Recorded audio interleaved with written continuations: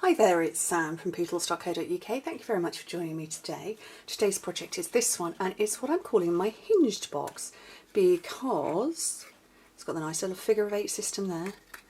It opens up like that, and inside I've got a bottle of fruit pips. I'm making these full use of these, aren't I? There's lots of projects with these coming out, and it fits perfectly inside. Finished dimensions of the box, in case you don't have bottles and you want to put something else inside, it's 1.5 inches that way, and it's 5 inches tall, which in centimetres is 4 by 4 by 12.5, and it just loops around like that. Now, eagle-eyed people will have spotted the paper. This is a brand new paper coming out with the seasonal catalogue, the autumn-winter catalogue, and it's called Into the Woods, and it's beautiful. I got my hands on this quite a long time ago because it was one of the gifts for the incentive trip that I went on recently, and I was given the pack of paper and I love it. It's so pretty. Isn't that gorgeous? Anyway, I'm going to show you how to make the box. Very, very simple. You can see I haven't put decoration on it. I wanted to leave it as the box with the closure, and just gorgeous. And I have got a piece of cardstock here for the main part of the box, which measures 8 inches by 4.5, which is 20.5 by 12 centimetres. And then I've got a bit for the front, because actually that's a separate piece, which is 7.25 by 1.5, 18.5 centimetres by 4 centimetres. So I'm going to show you how to do all the score lines. Grab my Simply Scored, and it doesn't matter whether you start on the long side or the short side because it's the same score line. It's 1.5 inches on all 4 sides, which is 4 centimetres on all 4 sides. So you just go all the way round, and then this one, this long strip, we are going to score it along the long side. You score that at 1.5 and at 6.5 inches, which is 4 centimetres and 16.5 centimetres. Didn't think then for a minute. Okay, so I'm going to fold and burnish all these score lines, and it just makes such an attractive box. I just think it's very nicely shaped, and that's why I didn't really want to put loads of decoration on, but obviously you can put your sentiments on, or your greetings, or whatever you wanted to add to it. There is plenty of room for that.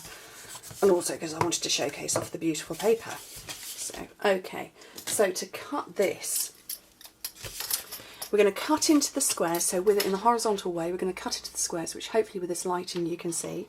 So cut straight up the rectangle and notch in there, and do that all the way round.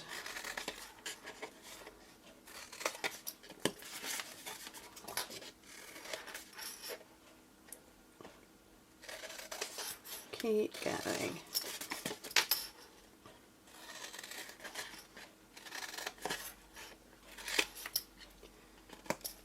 Okay, so that's that part done, and I'm going to round the edges of this. If you can see at the top, it's just rounded slightly there, but I've also rounded it at the bottom just because I didn't want there to be an overlap.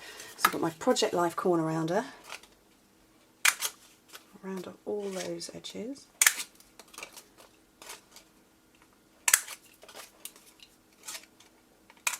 And I'm just going to pop that to one side for a minute because I want to put the paper on here. So you need to turn it over so you're looking at what is going to be the right side.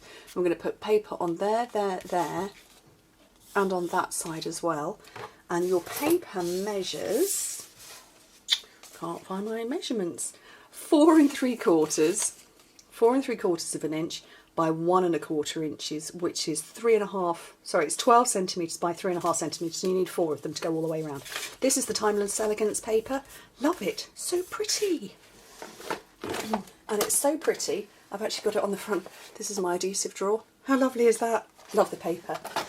So that's just one of my many drawers. I have all sorts of little drawers in my office for bits and pieces, and I have decorated. I have one of those IKEA 5-drawer thingies made out of MDF, and I've actually covered all of the drawers in Timeless Elegance paper.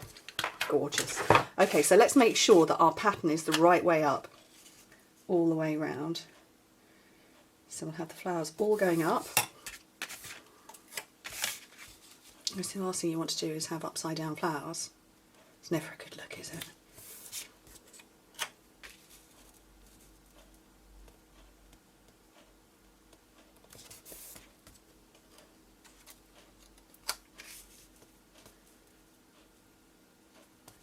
There we go.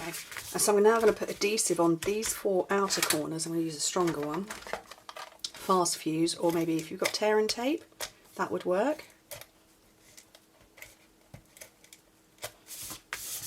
Or a liquid glue if you're patient. I am not. Actually, I do like our Tombow, to be fair. So just fold them round and just match it up to make it a nice square sharp edge.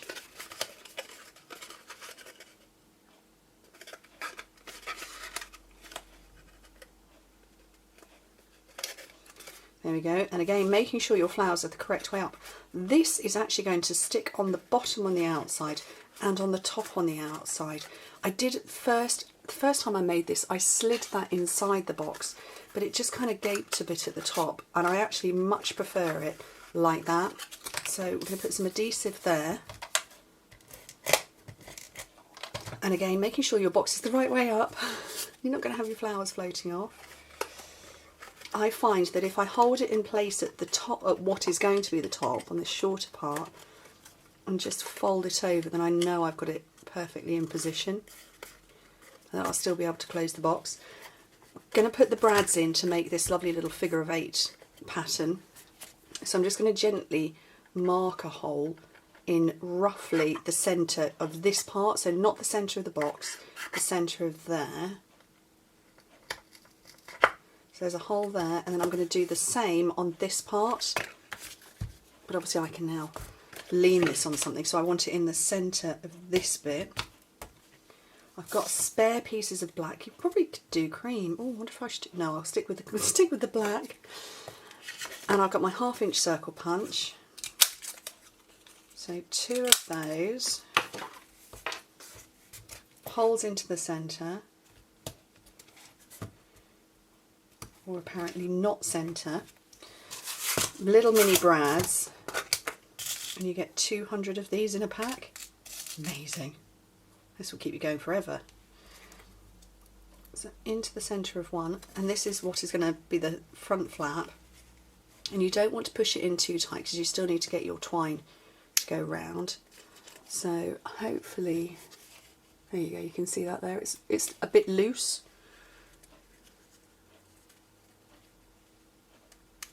And then the same with this one.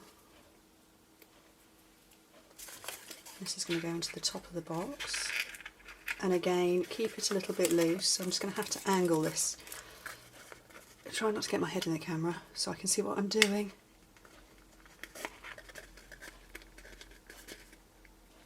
Doesn't help that I decided to do it in black, so I can't see anything. Oops. Let's move those out of the way. And then because this has got a cream finish on it, I wanted to do linen thread rather than whisper white. So there's the end. And I've got another bottle of the pips, but I selected all of the blackcurrant ones, which are black, to go inside there. And then start off, let's just hack a bit off. And the way to get this going, because obviously we don't want it to detach at all. Let's take that out a second. There we go. Is that this part that's in my left hand is not going to be removed at all. So you go round quite a few times. And that bit will now never move. Apparently it will unwind, but it will never move. There we go.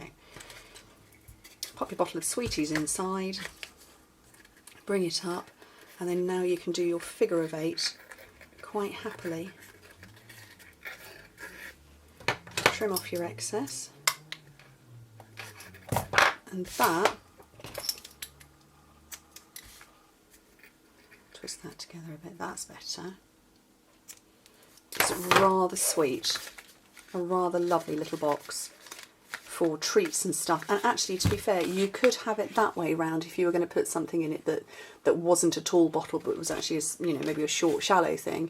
You could put it in, it could still open that way. But I rather like it, and I hope you do too. So thank you ever so much for joining me. Hope to speak to you very soon. Bye.